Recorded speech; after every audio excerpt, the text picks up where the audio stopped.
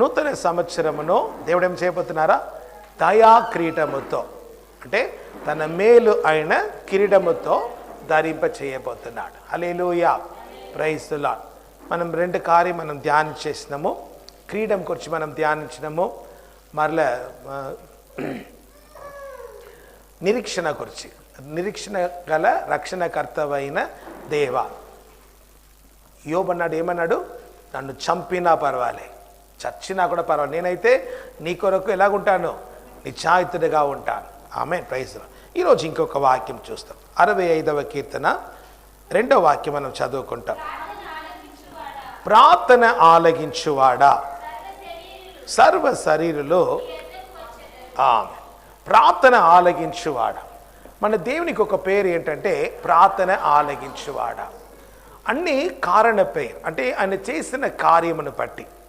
ఇప్పుడు ఆగార్ అంటున్నది, ప్రభు నన్ను చూచుచున్నారు, చూచుచున్న దేవుడు, ఎల్రోయి, చూచుచున్న దేవుడు. అవునా? Praise the lord. మనం అంటే యెహోవా షమ్మా, ప్రభు నాతో ఉన్నారు. షాలోమ్, ఆయన సమాధాన దాత, ఆయన సమాధానమును అనుగ్రహించి ఉన్నాడు కనుక యెహోవా షాలోమ్ అంటాం. యెహోవా రూవా, రూవా అంటే ఏంటి? కాపరి, మంచి కాపరి ఆయనే. యెహోవా రూవా అని ఒక్కొక్కటికి ఒక్కొక్క పేరు ఉన్నది. యెహోవా హీరే, అన్నిటినీ చూచుకున్నాడా? ఆమేన్. అబ్రహాము చెప్పాడు, అలాగనే జరిగింది. ఓకే, ఇక్కడ మనం చూస్తున్న కార్యం ఏంటంటే ప్రార్థన ఆలకించువాడా. ఆమేన్. సర్వ శరీరులు నీ యొద్దకు వచ్చేదరు. ఓకే, ప్రభు మన ప్రార్థనను ఆలకించాలి. ప్రభు మన ప్రార్థనను ఆలకించాలంటే ఏం చేయాలి? ఆయనకు ఒక పేరు ఉన్నది, ఆయన ప్రార్థన ఆలకించువాడు. ఎవరి ప్రార్థనని ప్రభు ఆలకిస్తాడు? ఎవరి ప్రార్థనను ప్రభు ఆలకిస్తాడు? 66వ కీర్తన 18వ వాక్యము. నా హృదయములో నా పాపమును నేను లక్ష్యము చేసిన ఎడల. ఆమె ఇక్కడ హృదయములో, హార్ట్ అటాక్ అంటారు కదా, ఈ హార్టే స్టార్టింగ్ నుండి ఉంటుంది. ఈ హృదయములో పాపమును నేను లక్ష్యము చేసిన ఎడల ప్రభు నా మనవి వినకపోవును. ప్రైజ్. హృదయం ఎలాంటిది? చెప్పండి, ఎలాంటి? ఘోరమైన, అంతేనా? మోసకరమైనది. యెరెమీయా, ఆమె ప్రైజులా. హృదయము మోసకరమైనది, ఘోరమైన వ్యాధి కలది. అది నిన్ను మోసపరుస్తుంది. ఆ హృదయములో నీవు పాపమును లక్ష్యము చేసిన ఎడల ప్రభు నీ మనవి వినకపోవును. కనుక మొదటిగా నన్ను నేను ఏం చేయాలి? పరిశోధించుకోవాలి. పాపము నాలో ఉన్నప్పుడు ప్రభు ఏం చేయలేము, మన ప్రార్థనను ఆలకించలేము. ప్రభు నా ప్రార్థన ఆలకించాలంటే నేను ఎలాగ ఉండాలి? నా హృదయములో పాపమును నేను లక్ష్యం చేసిన వాణ్ణిగా ఉండకుండా ఉండాలి. అయ్యా, నాకు శ్రమలు ఉన్నది, నాకు కష్టం ఉన్నది. యేసయ్య ఏం తప్పు చేశారు? నాకు మాత్రమే ఇంత కష్టం, నాకు మాత్రమే ఇంత బాధ. ప్రభు సెలవిచ్చారు, ఈ లోకములో నీకు శ్రమలు ఉంటుంది, కానీ నేను లోకమును జయించినవాడు. లోకమును జయించినవాడు. ఇప్పుడు మన ప్రార్థనను ఆలకించడానికి అడ్డుగా ఉన్నది ఏంటంటే మన పాపం. ఆ పాపమును మనం ఏం చేయాలి? దాచిపెట్టకుండా ఒప్పుకోవాలి. ఒక శిల్పి ఏం చేశారు? కొండ పైన వెళ్ళి ఒక పెద్ద బండను తీసుకుని వచ్చారు. దాదాపు అంత బండిని తీసుకుని వచ్చి 5 సంవత్సరం దాన్ని ఏం చేస్తారు? చెక్కుచున్నారు. ఓకే, చివరిగా ఒక మంచిగా ఒక ఫోటో, ఒక విగ్రహం వచ్చింది, ఆకారం వచ్చింది. కానీ ఇప్పుడు అది చేసిన స్థలం ఏంటంటే కొంత కింద చేశారు. ఇప్పుడు అందరూ వచ్చి చూడాలి. ఇప్పుడు దానికి ఏం చేయాలి? స్టెప్స్ పెట్టాలి కదా. అప్పుడు చెక్కిన అది ఇది ఉంటుంది కదా, పడి ఉంది కదా, దాన్ని పెట్టి ఏం చేశారు? మంచిగా స్టెప్స్ చేశారు. ఇప్పుడు అందరూ వస్తున్నారు, అందరూ పొగడుతున్నారు. దేన్ని చూసి? ఆ ఆకారంను చూసి ఆ శిల్పిని పొగడుతూ ఉన్నారు. కానీ అక్కడ వస్తున్న వాళ్ళందరూ ఏం చేస్తున్నారు? ఆమెను ఆ స్టెప్స్లో నిలబడి ఆ ఆకారంను చూసి ఏం చేస్తున్నారు? ఆనందిస్తున్నారు. రాత్రి వేళ వచ్చింది, ఆ స్టెప్స్ చెప్పింది. వచ్చిన వారందరము నేనేం చేస్తున్నారు? మెచ్చుకుంటున్నారు. నేనేం చేస్తున్నారు? మెచ్చుకుంటున్నారు. మమ్మల్ని ఏమో తొక్కుచున్నారు. మమ్మల్ని తొక్కుచున్నారు, మిమ్మను ఆమె ఆమె ఏం చెప్పింది? నన్ను తొక్కుతున్నారు, మిమ్మను ఆమె. అప్పుడు ఆగారం అన్నదా, ఒక్కసారి కొట్టిన వెంటనే కింద పడిపోయా, కానీ నేను ఎన్నిసారి కొట్టబడినా, నేను ఎన్నిసారి కొట్టబడినాను కనుక ఈరోజు ఎలాగ ఉన్నాను? అందరూ నన్ను మెచ్చుకున్నట్టు ఉన్నాను. నీ ఒక్కసారి కొట్టిన వెంటనే కింద పడిపోయావు. కింద పడ్డావు కనుక ఇప్పుడు ఎక్కడ ఉన్నావు? అర్థమైందా? Praise the lord. శ్రమ మనల్ని ఏం చేస్తారా? దేవుని యొక్క రూపముగా మనల్ని రూపాంతరం పొందడానికి కొరకే దేవుడి కార్యమును మన జీవితంలో అనుభవిస్తున్నారు. యేసయ్య ఏమైనా పాపం చేశారా? లేదు కదా. కానీ యేసయ్య ఏమంటారు? నన్ను వెంబడించిన వారు సిలువను ఎత్తుకొని నన్ను వెంబడించాలి. ఆమేన్. Praise the Lord. ఎక్కడ రాలేస్తారు? పండు ఉన్న చోట్లనే కదమ్మా మనం ఫలం ఇస్తున్నాము, మనము దేవునితో ఉంటున్నాము కనుకనే ఈ శ్రమలు. కానీ ఆ శ్రమలు నిన్ను పడద్రోయడానికి కాదు, నిన్ను గణపరచడానికి కొరకు. ఆమేన్. కనుక ప్రియులారా, బాధను చూసి నీవు భయపడకండి. ప్రభు నాతో ఉన్నారు. Praise the lord. ఇక్కడ చూస్తున్నాం, ప్రార్థన ఆలగించువాడా, ఆ హృదయములో నేను పాపమును లక్ష్యము చేసిన ఎడల ప్రభు నా మనవి. సరే, మనం ఏం చేయాలి? మనందరికీ తెలిసిన వాక్యం సామెతలు 28:13. పాపమును దాచిపెట్టిన వాడు వర్ధిల్లడు, కానీ పాపమును ఒప్పుకొని విడిచిపెట్టిన వాడు కనికరం పొందుకుంటాడు. ఆమేన్. ఆమేన్. Praise the lord. నీ వర్ధిల్లాలంటే ఏం చేయాలి? పాపమును ఒప్పుకోవాలి. ఒప్పుకొని నా పాపను విడిచిపెట్టావు అనుకో, కనికరం పొందుకుంటావు. పర్దిమేయి ఉన్నాడు కదా, ఏమన్నాడు? దావీదు కుమారుడా నన్ను కరుణించవా. ఆమేన్. గుడ్డివాడు దేవుని యొక్క కనికరం పొందుకున్నాడు గనక స్వస్థత పొందుకుని ఆయనను వెంబడించాడు. Praise the lord. పాపము నీ కళ్ళను మూసివేసి ఉన్నది. పాపమును తాచిపెట్టకు, పాపమును ఒప్పుకో నిన్న పాపమును విడిచిపెట్టు, అప్పుడు కనికరం పొందుకుంటా. ఒప్పుకుంటామా? నేనేం పాపం చేసినా అని అనడమే పాపం. నేను ఆయనలాగా లేదు పాపం. ఆమేన్. నాకు పాపం లేదని చెప్పిన ఎడల నన్ను నేనేం చేసుకుంటాను? మోసపుచ్చుకుంటాను. అందుకే బ్రదర్ చెప్పారు, హృదయం ఏంటి? మోసకరమైనది. ఐఎమ్ పర్ఫెక్ట్ నీ చెప్పకు, నీ అంటే ఎక్కడనే ఓడిపోయావు. ప్రభువా ప్రయాసపడుతున్నా. ఆమేన్. హృదయము మోసకరమైనది కనుక మనము జాగ్రత్తగా ఉండాలి. పాపమును తాచిపెట్టకుండా పాపమును ఒప్పుకోవాలి. ఒప్పుకొనిన పాపమును విడిచిపెట్టాలి. అప్పుడు మనం దేవుని యొక్క కనికరం పొందుకుంటాం. మనందరికీ తెలిసిన వాక్యం 2 దినవృత్తాంతము 7:14 వాక్యం. నా పేరు పెట్టబడిన నా జనము తన్ను తాను తగ్గించుకొని ప్రార్థన చేసి నన్ను వెదకి తమ చెడు మార్గమును విడిచిపెట్టిన ఎడల, తన చెడు మార్గమును విడిచిపెట్టిన ఎడల పరలోకం ఆకాశము నుండి నేను వారి ప్రార్థనను విని పాపమును క్షమించి. ఆమేన్. పరలోకము నుండి ప్రభు నా ప్రార్థనను వినాలంటే నేనేం చేయాలి? నా చెడు మార్గమును విడిచిపెట్టాలి. విడిచిపెట్టినప్పుడే మనకేం కలుగుతుందమ్మా? క్షేమం కలుగుతుంది. పాపముతో నేను ప్రార్థన చేసిన ప్రభు ఆలగిస్తారనుకుంటావా? లేదమ్మా. నా హృదయములో నేను పాపమును లక్ష్యము చేసిన ఎలా నా మనవి ఎలాగా వినకపోవును. ఆమె కనుక పాపమును తాచిపెట్టకుండా మన ప్రభు దగ్గర ఒప్పుకుంటాము. ఇదే 65వ అధ్యాయము 3వ వాక్యం చదవండి. నా మీద మోపబడిన దోషములు, నా మీద మోపబడిన భరింపజాలని. ఎవరు మోసారు?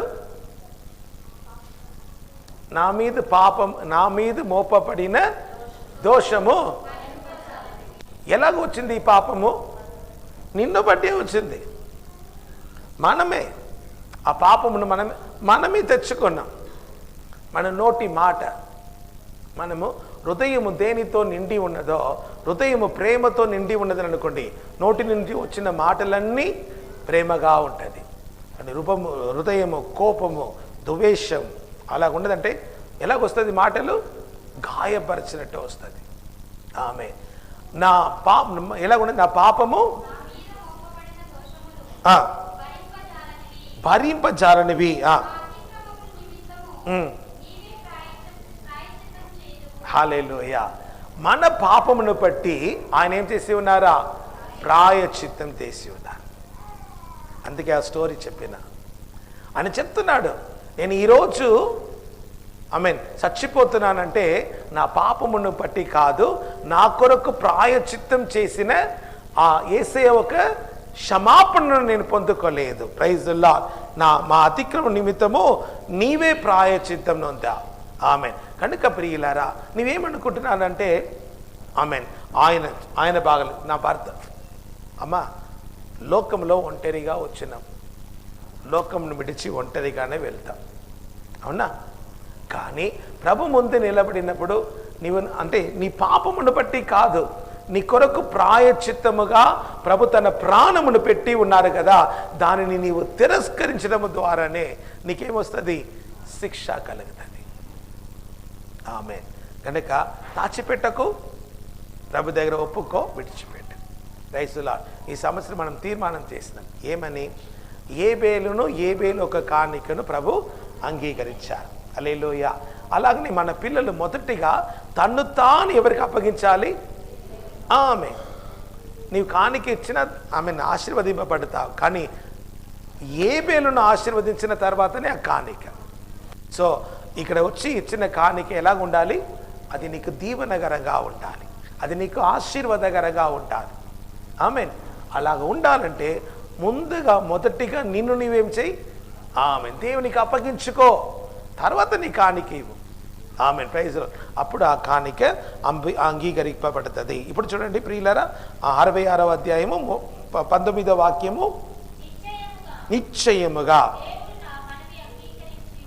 నిశ్చయముగా దేవుడు నా మనవిని అంగీకరించి ఉన్నాడు. ఆమెన్. ఎప్పుడు? ఒప్పుకొని విడిచిపెట్టినప్పుడు, చెడ్డ మార్గమును. ఆమెన్. Praise the lord. నీ ఒక్కటి చెప్తున్నా చూడు, నీ భర్త ఇలాగ ఉన్నారు, ఆయన మారడం లేదు, నీవు ఆయన ఫోర్స్ ఏం చేయకు. నీ దేవుని ముందు యథార్థముగా నడు. నీ ప్రార్థన జీవితము, నీ ప్రేమ అన్నిటికీ నీవు యథార్థంగా ఉండు. దేవుని యొక్క వాక్యం ఏమంటున్నదంటే, భర్త బోధ లేకుండానే, వాక్యము లేకుండానే నీ యొక్క ప్రవర్తనను చూసి ఆయన రక్షింపబడతారు. అవును, తప్పక రక్షింపబడతారు. ఒక దినం వస్తుంది, నీవు మాత్రం ఏం చేయాలా? నీవు దేవుని ముందు యథార్థముగా ఉండాలి. నీ ప్రార్థన జీవితం, నీ పరిశుద్ధ జీవితం, నువ్వు యథార్థంగా ఉండు. దేవుడు తప్పక ఏం చేస్తారు? ఆమె. ఎందుకంటే దేవుని యొక్క వాక్యం ఏమంటున్నదంటే, నీ విశ్వసించిన ఎడల నీవును నీ ఇంటి వారు రక్షింపబడతారు. అబద్ధం మాట్లాడడానికి మన దేవుడు కాదు, ఆయన తప్పక తన మాటను నెరవేరుస్తారు ప్రియులారా. ఆమె. కనుక ప్రభు మన ప్రార్థనను ఆలగించాలంటే మనం ఏం చేయాలి? మనల్ని మనము దేవునికి అప్పగించుకోవాలి ప్రియులారా. హల్లెలూయా, హల్లెలూయా. Praise the Lord. ఒక కార్యం చూస్తాము. 1 కొరింథీ పత్రిక 10వ అధ్యాయం. 1 కొరింథీ పత్రిక 10వ అధ్యాయము 11. ఈ సంగతులు దృష్టాంతముగా వారికి సంభవించి మనకు బుద్ధి కలుగుటకే ఇంగ్లీష్ చూడమ్మా. Now all these things happen unto them for examples, and they are written for our admonition. అంటే మనకు హెచ్చరికగా, upon whom the heads of the world are come. వాళ్ళు చచ్చిపోయారు, కానీ అది మనకి ఎలాగా? మనము ఇప్పుడు ఎక్కడ ఉన్న బుద్ధి కలిగినటువంటి కదా తెలుగులో మన చదువు ఈ సంగతులు దృష్టాంతములుగా వారికి సంభవించి యుగాంతమందున మనకు బుద్ధి కలుగుటకై. యుగాంతం అంటే ఏంటి? ఇప్పుడు మనము రాకడ కొరకు ఎదురు చూస్తూ ఉన్నాం కదా, యుగ సమాప్తంలో ఉన్న మన కొరకు బుద్ధి కలిగినట్లు హెచ్చరిక కలిగినట్లు రాయబడింది. ఆమె 12వ వాక్యము, తాను నిలుచుచున్నానని తలంచుకునేవాడు పడకుండానట్లు జాగ్రత్తగా చూసుకునేవాడు. నేను నిలబడి ఉన్నాను అని అనుకున్నావా, నేను పడిపోకుండా జాగ్రత్తగా ఉన్నాను అని మంత్రం అలాగనే. నేను పర్వాలేదండి, పర్వాలేదు ఏంటి, నేను పర్వాలేదు, నేను నిలబడి ఉన్నాను అనుకున్నావా, ఆమె ఆయన కృపను బట్టి. హల్లెలూయా, ఆమె 66 చివరి వాక్యం ఏంటి? 66 చివరి వాక్యం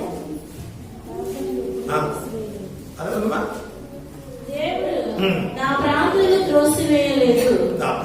త్రోసివేయలే, నా యొద్ద నుండి తన కృపను తొలగింపలేదు. ఆయన కృపను ఏం చేయలేదు, తీసివేయలేదు. దావీదు ప్రార్థన చేస్తాడు 51వ కీర్తనలో, ప్రభువా నీ కృపను నా యొద్ద నుండి చదవండి 51. దేవా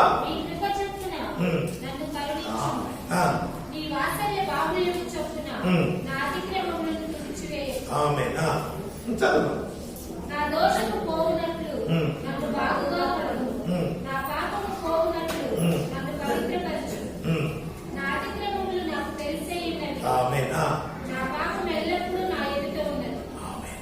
కృపను, ఆమె కృప.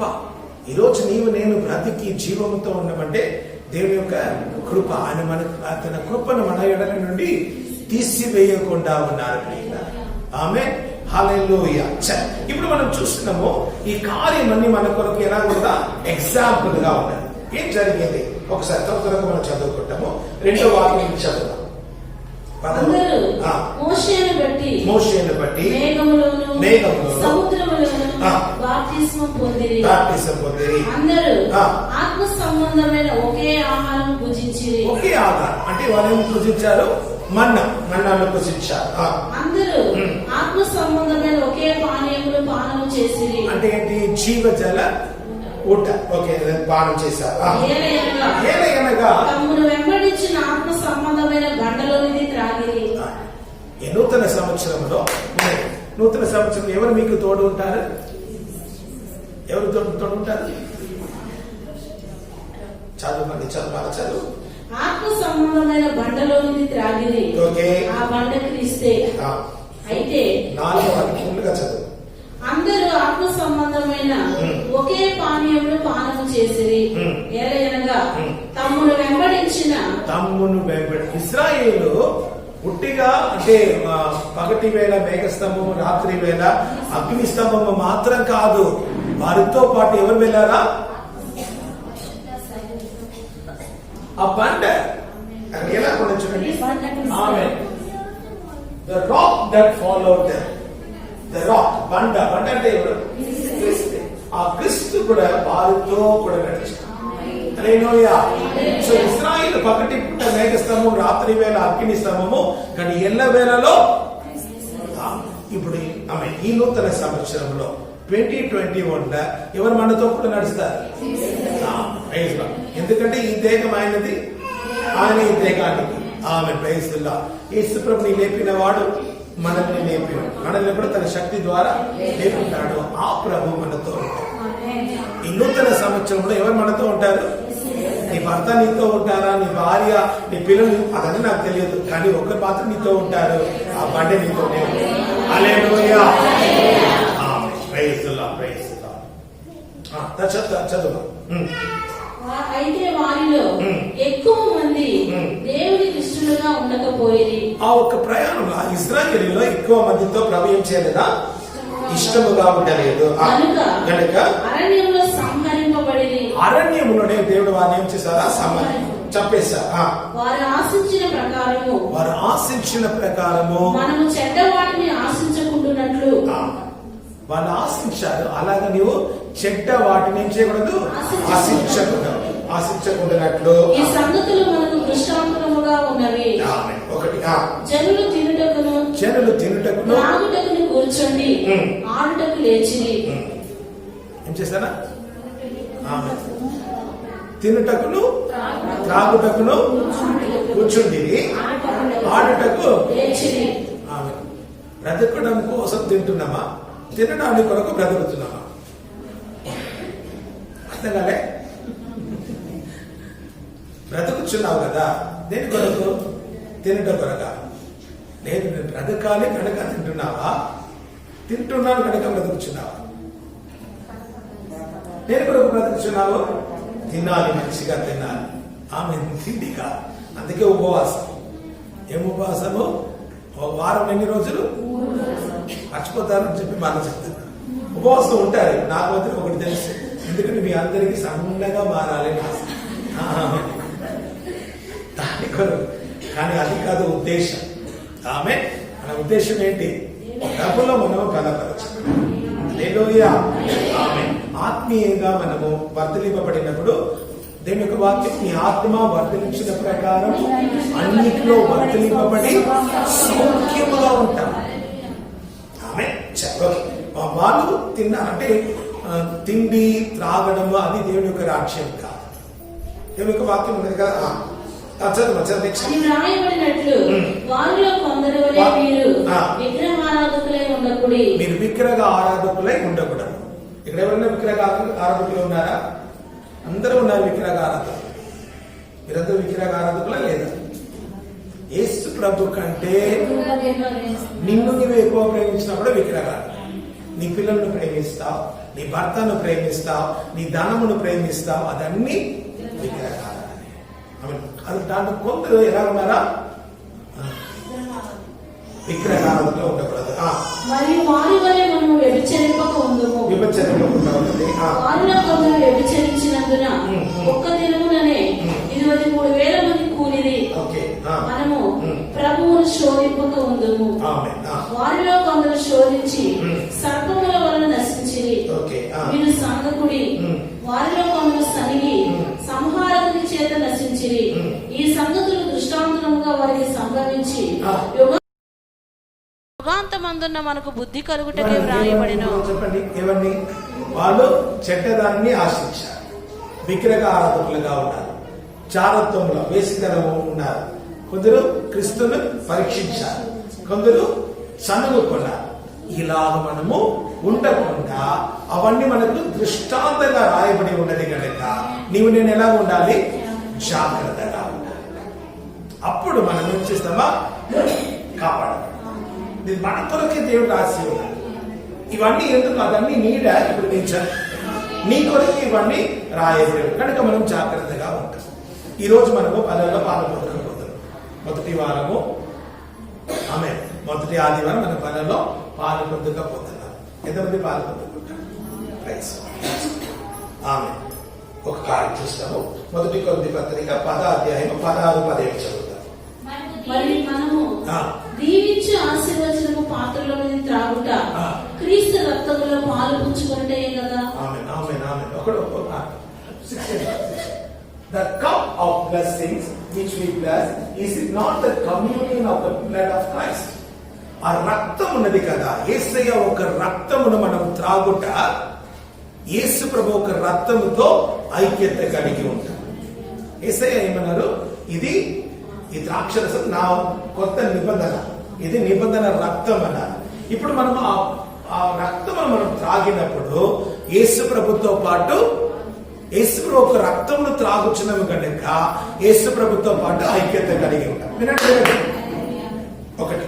ఓకే, రెండవది, is it not the bread which we pray, is it not the communion of the body of Christ? ఆ శరీరమును పుషించడము, ఆయన ఒక శరీరమును పుషించుచున్నాము కనుక మనం ఏం చేస్తున్నాము? యేసు ప్రభుతో పాటు ఐక్యత కలిగి. ఆమేన్, హల్లెలూయా. సో ఈ బండలో నీవు నేను పాలు పొందుకున్నప్పుడు మర్చిపోకు, మనం యేసయ్యను పుషించి యేసయ్య ఒక రక్తమును త్రాగుచున్నాము కనుక మనం యేసయ్యతో పాటు ఎలా ఉన్నాము? కమ్యూనియన్. కమ్యూనియన్ రా వచ్చి ఆయనతో communion with Christ. Okay, so ఈ రోజు మనం బల్లలో పాలు పొందుకున్నప్పుడు యేసు ప్రభుతో పాటు ఐక్యత కలిగి, అంటే ఆయన రక్తము తాగి ఆయన శరీరంలో. ఓకేనా? సో కాబట్టి మనం ఎలాగ ఉండాలి? దేవుని యొక్క వాక్యం అది కూడా చెప్తున్నది. అంటే జాగ్రత్తగా, ఒకవేళ నిర్విసారముగా లేదా అలక్ష్యముగా దాంట్లో పాలు పొందుకున్నాను అనుకోండి, ఏమొస్తుంది? మరణం, బలహీనత. ఓకే, సరే అయ్యా దయచేసి ఒక కార్యం, నీవు మారు మనస్సు పొంది ఏం చేయాలి? బలలో పాలు పొందుకోవాలి. అయ్యా నేను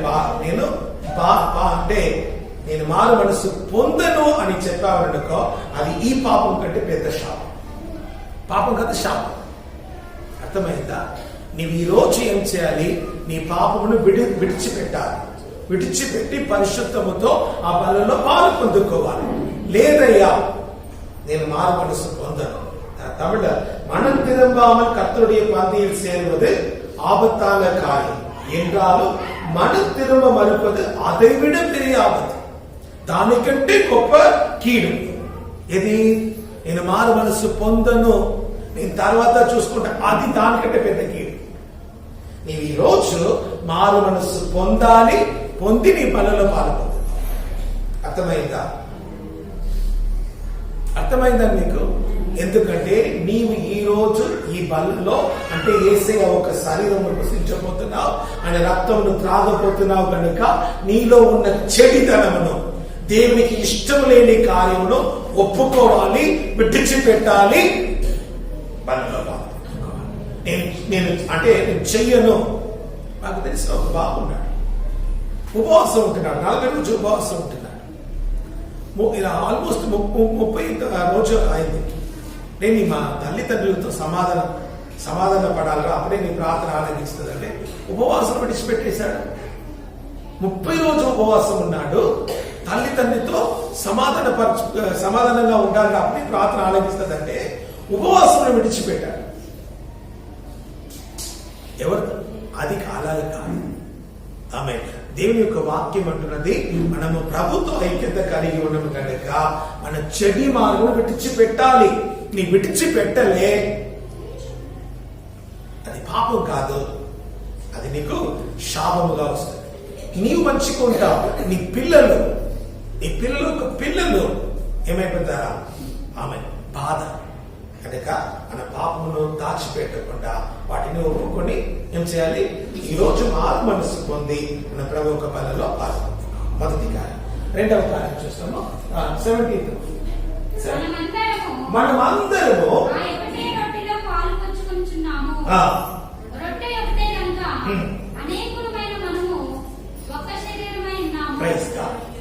ఇప్పుడు యేసు ప్రభుతో ఐక్యత కలిగి ఉన్నాం. ఇక్కడ దేవుని యొక్క వాక్యం అంటున్నది, మన సంఘము యేసు ప్రభు ఒక శరీరమై ఆయన శిరస్సు. మనమందరం ఎవరు? ఈ బలలో మనం పాలు పొందుకుంటున్నాము. రొట్టి ఒకటే. ఏంటి? రొట్టి ఒకటే కనుక ఇప్పుడు ఒకరితో ఒకరు మనం ఎలా ఉన్నామా? ఐక్యత కలిగి. ఆమె ఇమాజిన్ ఎవరితో? దివ్యతో ఐక్యత కలిగి ఉండాలి. Praise the lord. సంఘములోనే అంటే నేను ఆమెతో కూర్చోను, నేను ఆమెను అంటే పరలోకంలో ఒకటే స్థలం. నీ పరలోకంలో అమ్మ ఎక్కడ ఉన్నది, నేను రానంటే ఎక్కడ పోవాలి? అంతే. నీవు సమాధానంగా లేదని అనుకో, నేను మాట్లాడను. నేనెందుకు మాట్లాడాలి? గ్యారంటీ రాసుకో. ఎక్కడ పోతావు నీవు? ఇక్కడ ఈ లోకంలో నీవు అందరితో సమాధానంగా ఉండలేదనుకో, ప్రభు ఒక వాక్యం ఉంటుంది, నీ బలలో పాలు పొందుకున్నప్పుడు ఒకటే రొట్టెలు నీ పాలు పొందుకుంటున్నావు కనుక నీవందరితో ఎలా ఉండాలి? సమాధానము కలిగి ఉండాలి. ఆయన శరీరమును పుష్టించుచున్నావు, ఆయన రక్తమును త్రాగుచున్నావు. ఇంకొక కార్యం చెప్తాను, అది 11వ అధ్యాయం, 1 కొరింథీ పత్రిక 11వ అధ్యాయము ఆమె 26వ వాక్యం చదువుతామమ్మా.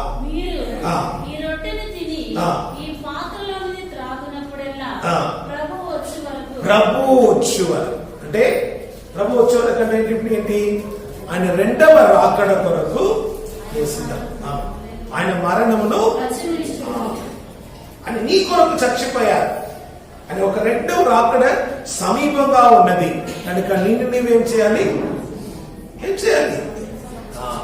సిద్ధపరచుకోవాలి, సమాధాన పడాలి.